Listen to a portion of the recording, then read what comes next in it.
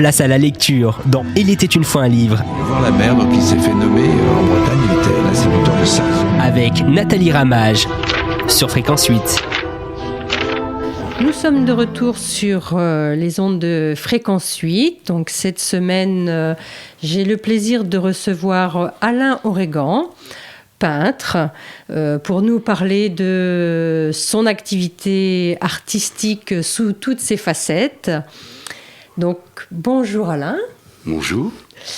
Hier, on a commencé à parler un petit peu. On est parti d'une publication que vous avez faite il y a quelques mois maintenant, qui est un portfolio où vous avez inséré donc des reproductions d'une série de peintures que vous avez fait sur le thème de la guerre. Et dedans, vous y avez inclus des textes de vos amis poètes, et non pas peintres, comme je l'ai dit hier. Comment s'est fait le choix de ces poètes? Alors, ce sont des amis, mais vous n'en avez pas que 4, j'imagine. Oui. Mais ça, c'est très étonnant. Une sensibilité commune? C'est en réalité le lieu où nous habitons. J'habite Becherel depuis 25 ans, où j'ai mon atelier avec moi et Véronique. Et la plupart de ces gens, ces poètes qui sont là, sont des personnes que nous avons rencontrées dans l'atelier. Et à force de discussion, le lien s'est fait. Et c'est assez extraordinaire parce que chez moi à Becherel, les rencontres en 25 ans ont été énormes, quoi. La rencontre avec Jean-Louis Lozachmer, qui est un collègue de ma femme, évidemment, qui est pour moi un écrivain d'exception, qui mérite beaucoup mieux que peut-être l'audience qu'il a. Je pense qu'il y a des gens qui méritent beaucoup mieux que ça. Les auditeurs le connaissent, puisqu'on a fait plusieurs... Je pense que sur la région, il doit être quand même reconnu comme quelqu'un qui écrit de manière magnifique. Mais vous avez aussi Dominique Dumont, Jean-Marc Collet, et mon ami François Lebert, qui est un ancien ouvrier. Donc tous ces gens-là ont été rencontrés à Becherel. J'ai aussi des anciens élèves qui ont été des profs de fac, des choses comme ça, qui écrivent et qui écrivent très bien. Donc ça a été un choix, évidemment. C'est pas toujours facile, parce qu'en réalité, je leur ai posé la question, en réalité, à travers ce livre, si, en fin de compte, ils avaient un ressenti aussi important. Moi, parce que c'est le thème de la guerre, quand même. Le thème de la guerre, donc fallait quand même qu'ils s'en inspirent, et ce que ça pouvait leur apporter comme émotion. Alors c'est vrai que Jean-Marc Collet, qui est un ancien militaire et qui a fait plusieurs missions... Jean-Marc Collet, qui est éditeur maintenant, est un ancien militaire. Il m'a dit tout de suite, moi je veux faire... La guerre est un sujet qu'il connaît. Complètement, ouais. Et puis Dominique Dumont, Jean-Louis Lozachmer, évidemment. François Lebert, c'est autre chose. C'est un homme... Enfin, ils sont tous intéressants. Je vais pas vous en parler d'une manière comme ça. Moi, je suis pas écrivain, mais c'est des gens dont je suis très fier de connaître, voilà. Voilà. Alors, vous n'êtes pas écrivain, et à la fois, vous avez toujours écrit. Ah ben, j'ai toujours écrit. Et tous les jours. Notez. Parce que, si vous voulez, en peinture, j'ai eu cette conscience j'ai eu besoin d'avoir de la lucidité. Et pour avoir de la lucidité, il faut noter les choses. Il faut noter les choses. Qu'est-ce qui m'obsède? Qu'est-ce qui m'intéresse? De quoi je veux parler? Les émotions fortes que j'ai rencontrées, comment je vais les placer dans ma peinture? Qu'est-ce que je vais en dire? De quelle manière je vais les dire? C'est un peu ça. Et à travers le temps, à travers des sujets complètement différents, ma peinture a complètement évolué, et évolue toujours et continuellement. Oui, l'homme évolue tous les jours. Voilà. Donc le peintre ne peut qu'évoluer aussi. Il ne peut qu'évoluer. Moi, ça me fait marrer quand les gens, vous savez, sont en haut de l'affiche comme ça, et ils ont fait toute leur vie. Enfin, on veut nous montrer que... Vous connaissez L'homme qui marche, Giacometti? Mais il a fait plein de choses dans son travail de sculpteur. Ben, vous ne voyez jamais que l'homme qui marche. C'est extraordinaire, quoi. Hein. Dans C'est très Botticelli, réducteur, surtout. vous regardez Botticelli, si vous connaissez pas la Primavera, ben voilà, alors qu'il y a plein de choses qui ont été faites, mais c'est de même pour Delacroix, Michel-Ange et que sais-je. Tout est comme ça. Hein. Et à la fois, vous dites que vous n'écrivez peu, enfin vous écrivez peu, et il y a maintenant une trentaine d'années, vous avez publié un livre sous votre nom, tout seul. Oh ben complètement. Comme un grand. Comme un grand. Qui s'appelle Sans titre. Ouais. Et là, vous avez, ce ne sont que vos textes. Ouais. Que des... ce sont comme mes textes avec des dessins qui accompagnent, ouais. Donc je suis très, très heureux. J'avais tiré 1000, vous savez, j'en ai plus. Hein. Donc vous êtes aussi écrivain. Oh, je veux bien, écoutez, mais c'est vrai que je me suis jamais pris au sérieux. Moi, vous savez, je dis souvent aux gens, par dérision, écoutez, moi je voulais être footballeur.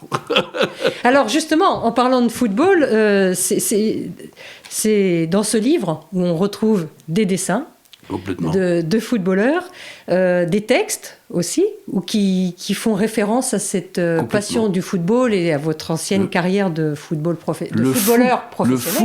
Le fou de bol. Le football, voilà. Mais c'est le seul, enfin sur tous les ouvrages que je peux avoir, votre référence à cette carrière, à cette partie de votre vie, n'est présente que dans celui-ci. Complètement, bah oui. Bah oui, mais il y a eu des peintures de fête en même temps, après. Mais c'est pas mon sujet. Moi, en réalité, puis c'est du lointain passé quand même. Hein. J'avais 20 ans, j'en ai 79, vous voyez. Et pourtant, le footballeur a quand même modelé l'artiste que vous êtes, le peintre. Complètement, par la transcendance qui fait partie de moi, c'est-à-dire toujours essayer d'être... dans un destin... d'aller au-delà. Au-delà. Voilà, vous savez, c'est ça, c'est aller au sommet du mont Fuji ou le Kilimandjaro, le Mont Blanc, pourquoi pas, hein, j'en sais rien. La discipline aussi, peut-être ? Comment ? La discipline ?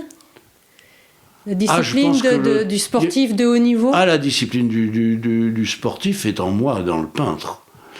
Vous savez, à mon âge, là j'ai repris la peinture parce que pendant le premier confinement, j'avais arrêté, j'ai fait toutes sortes d'autres choses qui me tombaient sous la main parce que j'avais plus de matériel. Et là, je reprends la peinture. Et il y a toujours un grand besoin. C'est-à-dire que dans l'état normal d'une journée, le matin c'est 3 heures et l'après-midi c'est au moins 2-3 heures. Et je vous disais hier, moi l'hiver, à partir de 5 heures, évidemment, je me réveille, mais la nuit aussi. Et c'est un peu embêtant. Moi, j'ai besoin de la lumière pour travailler. Non, la lumière intérieure, mais la lumière extérieure est très importante aussi. Et c'est la même, d'ailleurs. Ouais. Voilà. Donc, dans ce... Alors, on peut dire que quand vous étiez footballeur, vous nous avez dit hier, quand vous étiez footballeur, il y avait l'artiste, le peintre qui sommeillait en vous. Aujourd'hui, dans le peintre, il y a toujours le footballeur qui est présent. Ah, complètement. Et à la fois, on ne le ressent pas tant que ça dans vos peintures. Maintenant, non plus maintenant. Il est tellement dilué dans le peintre, le footballeur, que... complètement. Oui, c'est plus le sujet. Mais au fond, ce qui a fait le sportif est dans le peintre. Ça, c'est une évidence. C'est-à-dire toujours se relever, par exemple. Vous tombez sur le terrain. Vous tombez, vous vous relevez. Vous savez, moi, je faisais une calipette, j'étais déjà debout. À peine tombé, j'étais déjà debout. C'est ça, c'était l'éducation que mon papa m'avait donnée. Hein. C'était extraordinaire. Moi, je me rappelle, quand on marchait ensemble sur le trottoir, c'est même pas sur un terrain de foot, on marchait. Il me disait, mais Alain, attaque du talon. C'est-à-dire, avance, parce que à mon adolescence, où j'étais très doué en sport, j'avais une certaine nonchalance, hein, évidemment. Hein, le corps se transforme. Voilà. Ouais, c'est ça. J'étais éduqué de cette manière-là, et je ne le regrette pas. J'aime beaucoup les sportifs quand ils sont pas trop bêtes, quoi, parce que malheureusement, c'est pas toujours des grands intellectuels, mais j'admire des gens comme Thuram, par exemple, vous voyez, qui est un joueur qui a fait la Coupe du Monde en 98, ou qui marque un but d'ailleurs à ce moment-là. C'est un homme que j'aime beaucoup, la manière dont il s'exprime par rapport à justement sa naissance et sa couleur de peau. Oui, j'aime beaucoup. Donc les sportifs, quelquefois, Ce ne sont pas tous que des jambes. À part les jambes, ils n'ont pas grand-chose, c'est un peu embêtant, quoi. Un peu embêtant. Donc certains n'ont pas tous que des jambes. Ah non, ben, heureusement, évidemment, quoi. Parce que vous savez, on n'en parle pas beaucoup dans le sport, mais l'intelligence, ça existe. C'est-à-dire... L'intelligence du jeu. Mais bien sûr. La stratégie. Mon père m'apprenait qu'il fallait donner le ballon au bon moment, au bon endroit. Et de chercher les espaces vides. Les espaces vides, ben évidemment, vous n'allez pas donner là où il y a plein de monde, vous allez donner le ballon à quelqu'un qui va pouvoir faire quelque chose avec. Et bien les espaces vides en peinture, on les trouve. Vous trouverez très souvent dans mon travail du blanc, des silences. C'est un peu pareil. Et je dirais que la peinture, on a toujours affaire à l'espace, sur un terrain de sport aussi. Et comment on va l'occuper ? Comment on va l'occuper, voilà. Et comment on va équilibrer tout ça. La seule différence, c'est qu'en peinture, quand je fais un tableau, je suis tout seul. Mais j'ai affaire à plein de choses aussi. J'ai affaire à plein de choses. Je fais attention à toutes sortes de choses quand je peins. C'est-à-dire que les formes, les couleurs se donnent, s'épousent autant que possible. Ils vont s'épouser. C'est des mariages. La peinture est un mariage. Ouais. Alors vous n'avez pas toujours utilisé les pinceaux. Quand vous étiez là dans ce premier livre que vous avez édité, je crois en 87, c'était quoi, de la mine J'utilise beaucoup la mine de plomb ou des crayons calligraphiques. D'ailleurs, écoutez, les auditeurs verront pas ce dont il s'agit, mais je crois que j'en ai un là. Parce que là, dans ce livre, ça ressemble beaucoup plus à du dessin, en fait. Oui, ça c'est du dessin. Mais vous savez, la peinture, c'est aussi du dessin. Avant d'être de la peinture, c'est du dessin. Je ne sais pas, mais c'est un enrichissement. Je dessine toujours, tout le temps. Vous savez, c'est simple, ma vie.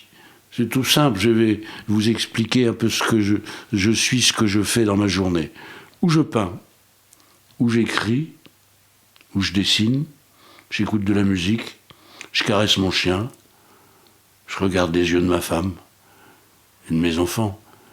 C'est essentiel, tout ça. C'est ce qui vous nourrit. Ça me nourrit complètement. Oui. Moi, je n'invente rien. C'est aussi pour ça, alors, du coup, que dans ce portfolio, même si effectivement le thème traité, c'est la guerre, les migrants, parce qu'effectivement, tout ça c'est lié. Il y a aussi les enfants, l'impact, les conséquences que la guerre a sur les femmes, les enfants. Vous traitez tout ça dans ces... Oui, les camps à Lampedusa en Italie, tout ça, ça me fout en l'air, moi, si vous voulez. Hein. Et à la fois, il y a toujours une once d'espérance. Mais bien sûr, je reviens toujours là-dessus. Ouais. Mais c'est toujours ces contradictions énormes.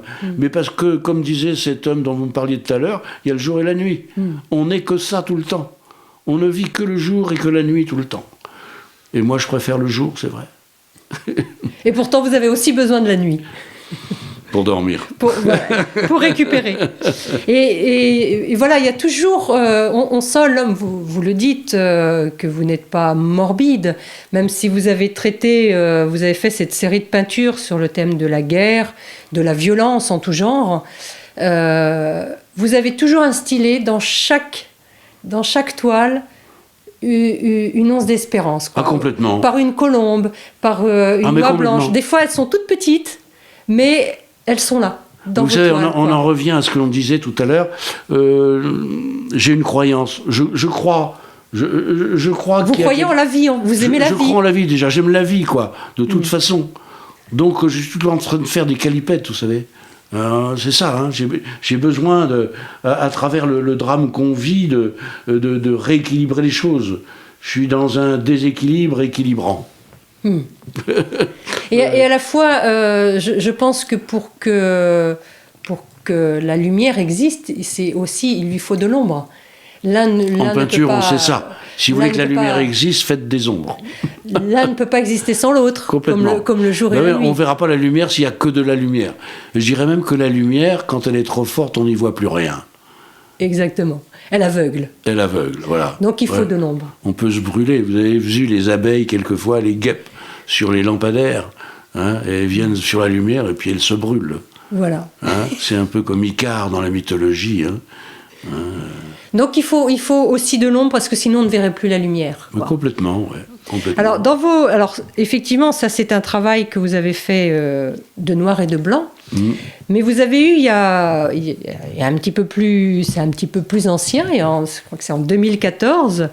Vous avez sorti un livre là aussi, parce que vous publiez quand même. Oui, un livre de peinture. Un livre de peinture où là il y a beaucoup de couleurs. Quoi. Ah oui, oui. Là, on est dans un foisonnement de couleurs, de nature, de forêts tropicales, d'oiseaux exotiques. Vous savez, je raconte toujours les mêmes histoires. D'une gaieté, ce livre. Ce livre, c'est Éden et Géhenne. Donc, c'est un rapport avec, je dirais, l'Ancien Testament. Évidemment, Adam et Ève, hein, les premiers hommes et la première femme, la pomme, etc., etc. Mais je dis toujours aux gens, vous savez, c'est une métaphore.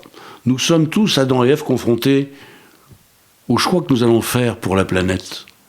Donc, on est en train de faire les cons. Arrêtons de faire les cons et vivons autrement, quoi. C'est un petit peu ça le message que je lance là-dedans. Éden et Géhenne. Et quand vous voyez Éden et Géhenne, la Géhenne, c'est l'effroi après aussi, hein. C'est le livre effroi, le portfolio. Oui. Donc je raconte toujours les mêmes choses. Par contre, ça va d'un endroit à un autre. Je pars de cette gravité de la vie et puis en même temps du bonheur de vivre, des choses exceptionnelles. C'est un jardin extraordinaire, comme disait Charles Trenet, quoi. Hein, voilà, la petite fleur dans le buisson. On sait qu'elle est, donc on va couper tout le buisson pour aller voir la petite fleur. C'est ça. Et à la fois, vous l'avez.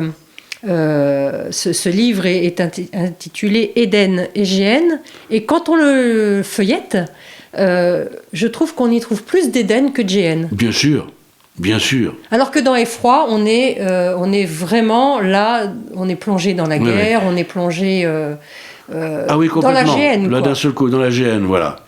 Ouais. Mais la Géhenne, c'est en fin de compte, les Adam et Ève, nous chassons nous-mêmes de notre paradis. C'est nous. Nous transformons notre paradis en Géhenne, quoi. Complètement, ouais. Et alors que c'est si beau, quoi. C'est si extraordinaire, la vie. Et là, c'est pareil. Vous avez donc parsemé donc là, c'est un livre. Autant l'autre, c'est un portfolio. Celui-ci est un livre qui est toujours qu'on peut toujours se procurer. Qu'on peut toujours trouver, oui. Il est parsemé, pareil, de textes. De Dominique Dumont, toujours les mêmes en fait. Ouais, toujours.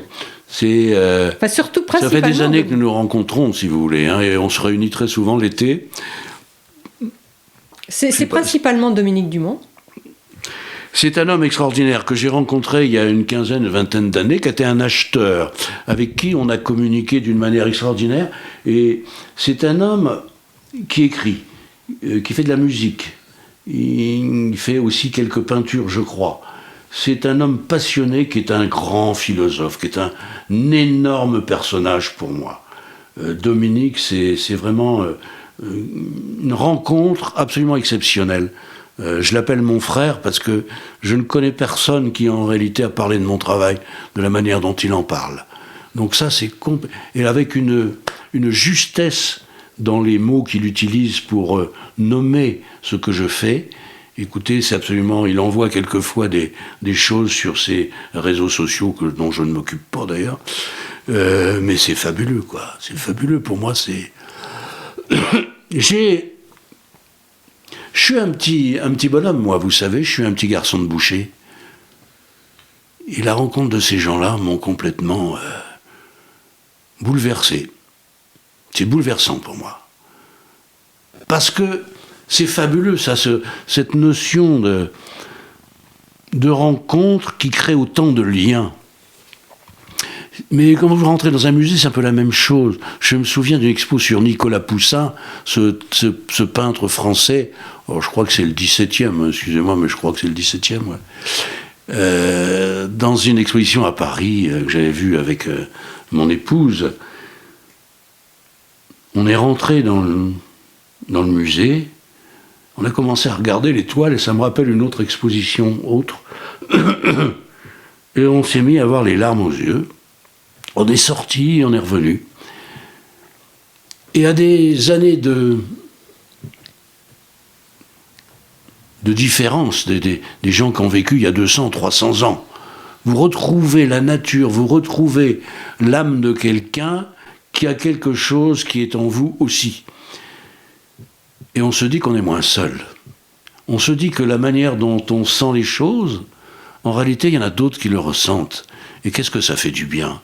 L'art a cette notion extraordinaire, c'est de rassembler, de nommer les choses et peut-être avoir moins peur de la vie, au fond. Voilà. Ça, c'est extraordinaire. Hein. Une belle béquille, quoi. Comment? Une belle béquille. Ah ouais. C'est magnifique quand même. Et moi, je me rappelle d'une expo de Picasso, la dernière, d'ailleurs, à Avignon, au Palais des Papes, absolument extraordinaire. Extraordinaire. Moi, c'est pareil, je suis rentré dans ce... C'est pas au Palais des Papes, si, c'est au Palais des Papes, je crois, ouais. C'est sa dernière expo, en tout cas, c'est en 73, 75, je sais plus très bien.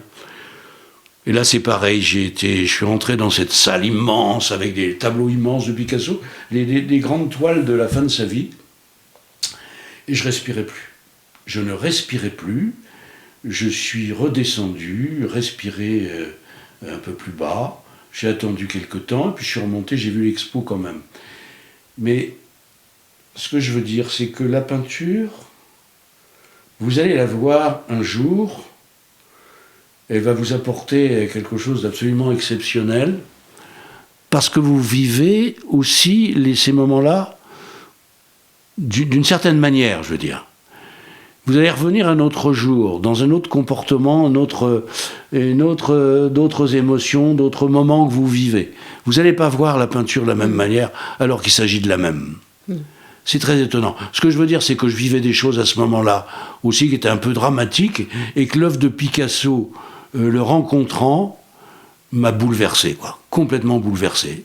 Alors, il y a à la fois les moments, encore une fois, que je vivais à ce moment-là, et cette peinture qui... Parce que je ne sais pas si on aura l'occasion d'en parler, mais en réalité, pour moi, oui. Picasso, c'est le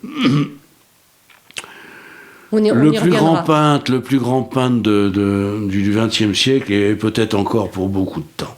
C'est un homme... On y reviendra. Oui, parce qu'effectivement, il y a des petits liens que j'aimerais faire avec votre peinture. Eh bien, écoutez, pour aujourd'hui, la peinture comme résonance, on va en rester là. On se retrouve demain et pour poursuivre bien évidemment ce parcours et l'exploration de votre peinture. Et je vous dis à demain. Eh bien à demain, merci beaucoup. Effroi, des bombes, des larmes et du sang, des hommes, des femmes, des enfants, et puis d'autres hommes qui égorgent d'autres hommes et d'autres qui s'enfuient parce qu'ils veulent connaître la vie.